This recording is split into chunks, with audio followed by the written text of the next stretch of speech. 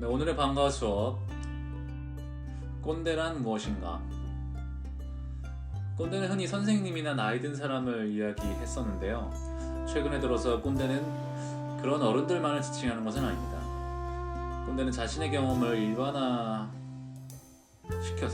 그것만이 옳다고 주장을 하면서 남을 가르치려 드는 사람이라고 사전에서는 이야기하고 있는데요. 오늘은 꼰대적인 생각이나 행동은 무엇이고 우리가 꼰대가 되지 않기 위해서 해야 하는 생각의 전환은 어떤 것들이 있는지 알아보도록 하겠습니다. 꼰대는 나이와는 별개의 문제이다. 당연하게도 나이가 든 사람이 꼰대가 될 수 있는 확률이 큽니다. 기본적으로 다른 사람에게 자신의 경험을 이야기할 수 있는 사람만이 꼰대가 될 수 있기 때문이죠. 자신이 겪은 경험에 대한 나눔 자체는 아름다운 것이지만 그 경험을 일반화해서 마치 미래를 알 수 있다는 듯, 그리고 결과는 뻔히 정해져 있는 것처럼 조언하는 것이 바로 꼰대 그 자체라고 할 수 있겠는데요. 이렇게 자신의 경험을 일반화해서 그렇게 답을 정해서 남에게 이야기하는 것은 나이가 많지 않아도 얼마든지 가능합니다. 그래서 우리 주위에 나이가 어려도 꼰대스러운 젊은 꼰대라고 그러죠. 그런 사람들을 만날 수 있는 것이죠. 그러면 나이와 상관없이 나이와는 상관이 없다는 건데, 꼰대라고 불리는 사람들은 어떤 특징을 가지고 있을까요? 사람이 배우게 되는 과정에 대한 이해가 부족하다. 사람이 무엇인가 배울 수 있는 것은 자신의 경험밖에 없습니다.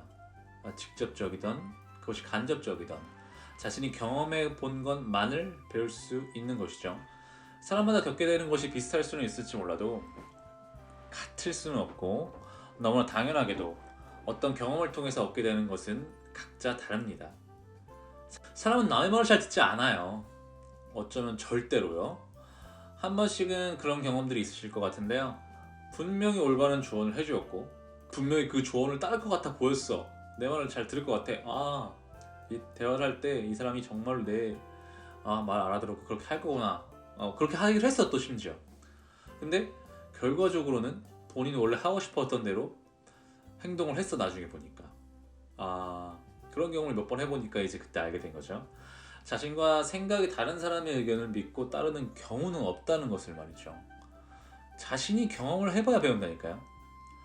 아무리 조언을 잘 해줘도 그 사람이 무슨 자신이 정말 존경하는 사람이어도 결국에는 자기 자신의 의견대로 행동합니다.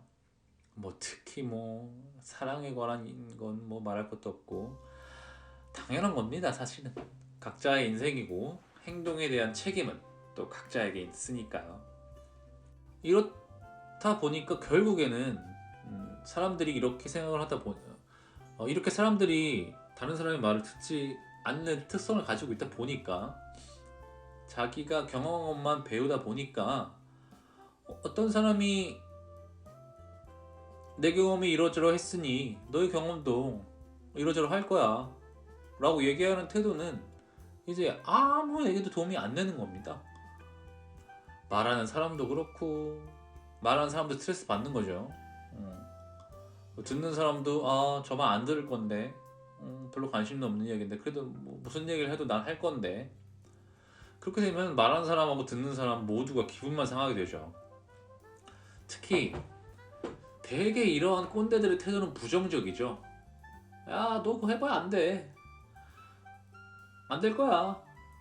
내가 해봤어. 이렇게 이야기를 하죠. 긍정적인 조언을 해주는 사람한테 꼰대다가 또 할 사람은 없으니까요. 아무튼 이렇게 꼰대스러운 조언은 열정을 가지고 무엇인가 시작하고 싶은 사람에게는 의욕만 이렇게 만들고, 부정적인 조언을 하는 꼰대 같은 사람에 대한 반감만 만들게 될 것입니다. 다양성의 인정이냐 효율성이냐, 똥인지 된장인지 먹어봐야 아냐, 이런 말 우리가 자주 하게 되죠. 보통 꼰대들이 이런 얘기를 좀 많이 하게 될 것 같아요. 어떤 사람은 된장인 줄 알았던 것이 똥이었을 때 된장 비슷한 것만 봐도 도망치겠죠. 저렇게 약간 브라운 계열은 다 똥이야. 나는 이제 저걸 다 피할 거야. 근데 어떤 사람은 정말 맛있었어. 된장 된장이 너무 맛있었어. 그걸로 끓인 된장찌개가 아주 내 평생 기억에 남아있어. 그래가지고 또 그 된장을 아주 그냥 또 먹고 싶어가지고 찾아 헤매던 사람이 있을 수도 있는 거죠. 그 사람은 그 된장이 오씨 이거 혹시 똥 아니야? 뭐 이런 생각이 들더라도 그걸 한번 또 먹어보고 싶은 생각이 들 수 있겠죠. 그건 조금 이제 성격적인 차이가 있는 거죠. 혹시나 하는 사람들이 있으니까요.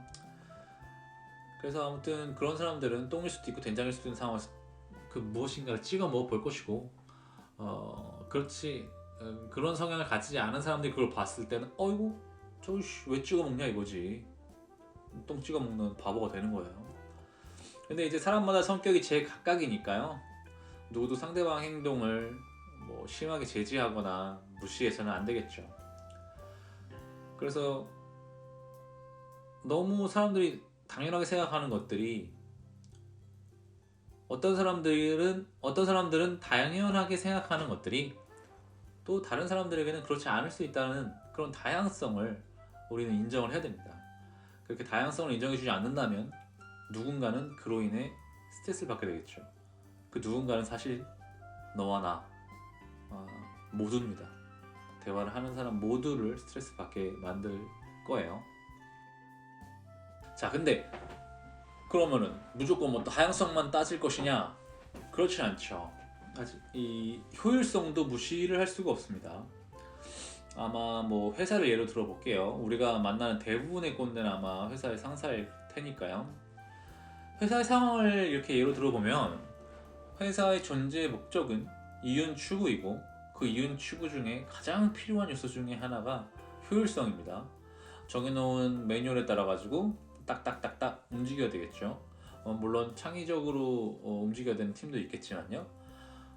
그렇게 해야지만 이제 비용 절약을 할 수 있고 이윤을 극대화할 수 있기 때문에 아마 회사는 그런 방향으로 갈 겁니다. 그래서 이제 회사의 상사는 이미 자신이 경험해 보았던 실수를 반복할 것 같아. 뻔히 저도 해왔는데 그런 부하 직원의 행동을 지켜만 볼 수가 없어요. 그런 시행착오를 겪어보라고 월급을 줄 수도 없는 노릇이고 아무리 뭐 노력을 해도 시행착오는 완벽히 피할 수 없겠지만 말이죠.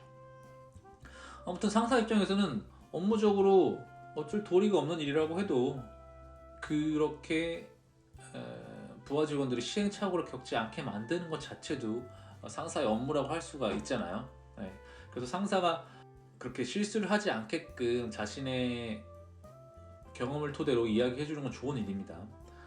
근데 상사 입장에서는 어쩔 수 없는 일이라고 해도 그것을 전달하는 방식까지 효율적이어서는 안 될 것 같아요.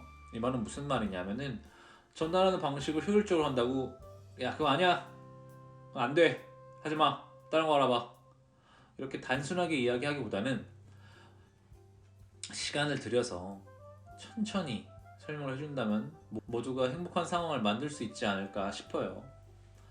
물론 그게 좀 시간이 걸리겠죠. 시간을 좀 소비하더라도 천천히 자신의 경험, 왜 실패했었는지를 천천히 설명해 준다면은 아마 그런 업무적인 부분은 이해하고 넘어갈 수 있는 그런 친구들이 분명히 있을 거라고 생각합니다. 근데 뭐 이렇게 이상적인 상사를 만나기는 쉽지 않겠죠. 결혼을 앞둔 사람에 대한 충고. 꼰대적인 마인드가 발휘되는 예로 결혼을 앞둔 사람들과 같이 이제 유부남이 됐든 뭐 유부녀가 됐든 이렇게 인생 선배와 인생 후배들이 이게 모인 상황들이 많이 있잖아요. 그런 상황을 예로 한번 들어보는 건데요. 사람들이 흔하게 이제 결혼을 앞둔 사람들에게 이렇게 조언을 하잖아요. 결혼은 무덤이다. 죽음과 결혼은 늦게 할수록 좋다. 나는 지금 싱글인 네가 너무 부럽다. 넌 너무 자유롭잖아. 저는 이런 표현들이 개인적으로 너무 꼰대스러운 발언이라고 생각을 해요. 물론 사람은 자신이 가지지 못한 것을 부러워하죠. 네. 내가 지금 아내와 아내가 있으면 자유로웠던 싱글 라이프가 당연히 부러울 겁니다. 하지만 사람은 자신이 가진 것은 과소평가하고 남이 가진 것은 과대평가하기 마련이에요.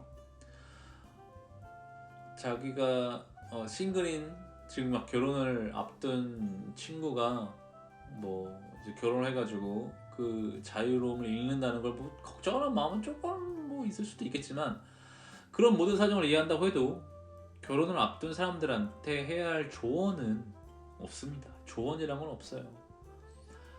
그들에게는 공감이 필요하고 그 기쁜 일에 같이 축하해줄 사람이 필요하죠.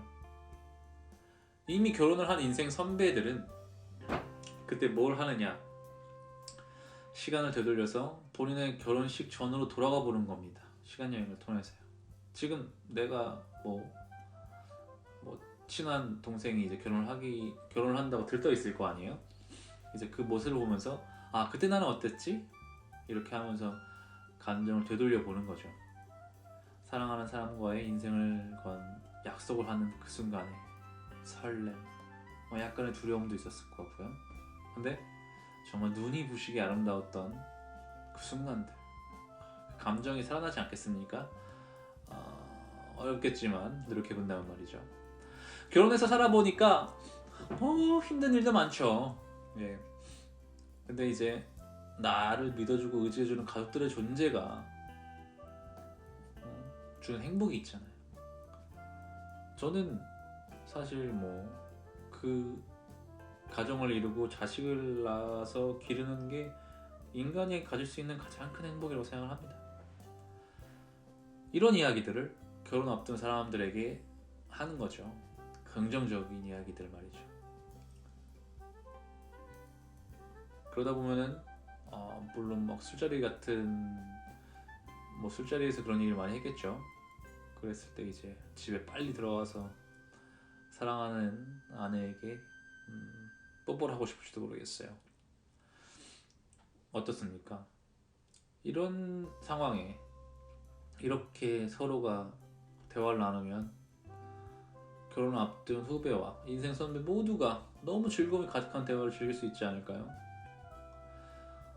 왜 자꾸 결혼하면 안 좋은 이야기만 하는 겁니까? 결혼을 앞둔 사람에게 결혼 일찍 하지 말라고 하면 결혼식을 미룰 사람이 있을까요? 결혼을 아예 하지 마세요 그러면 하지 않은 사람이 있을까요? 만약에 그런 사람이 있다면 정말 놀라운 일인과 동시에 매우 안타까운 일이 되겠습니다. 물론 이런 이야기를 하는 분들이 이런 조언을 하는 분들이 악의 없이 하는 건 알고 있어요. 저도 이해합니다만, 하지만 사람들은 자신의 경험을 이야기하면서 경험을 가진 사람들이 가질 수 있는 어떤 심리적 우위를 느끼고 싶어 하는 것 같아요. 아, 난 이걸 해봤어. 안 해봤구나. 난 이걸 해봤는데 이러면서 조금만 깊게 생각을 해서 우리 모두가 행복한 커뮤니케이션을 할 수 있도록 만들어 나가 보면 정말 좋을 것 같다는 생각이 듭니다. 물론 꼰대가 되지 않게 하기 위해서 노력한다는 것이 쉬운 일은 아닙니다. 다양성을 가진 세상을 아주 깊은 생각 또 이제 사색을 통해서 어느 정도 이해를 해야만 그런 생각이 가능할 것 같은데요. 하지만 세상은 분명히 다양하기 때문에 존재하고 있고, 그 세상을 올바르게 보기 위해서는 다양성을 이해하고 인정하는 노력이 분명히 꼭 필요하다고 생각합니다. 네, 오늘 영상 여기까지입니다. 감사합니다.